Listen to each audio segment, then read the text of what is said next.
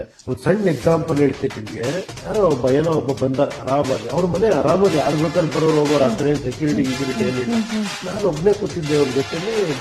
ಬಂದ್ಬಿಟ್ಟು ಡೈರೆಕ್ಟ್ ಎದುರುಗಡೆ ಬಂದು ವಾರ್ನ್ ಮಾಡಿದೆ, ನನಗೆ ನಾಳೆ 10,000 ರೂಪಾಯಿ ಕೊಡಬೇಕು, ನೀವು ಕೊಡ್ಲಿಲ್ಲ ನಿಮ್ ಮುಖ್ಯ ಆಕ್ಸಿಟ್ ಆಗ್ತೀನಿ.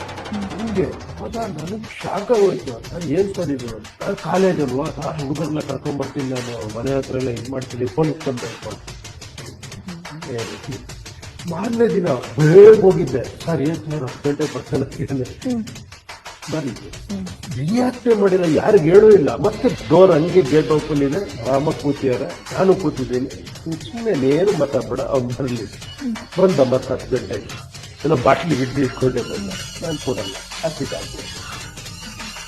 ಅವನು ನೋಡ್ದ, ಏನ್ ಮಾಡೋದು ಗೊತ್ತಾಗಿಲ್ಲ. ಅವ್ನು ನೋಡ್ದ, ಸುಮ್ಮನೆ ಹಂಗೆ ಹೊಟ್ಟಾದ.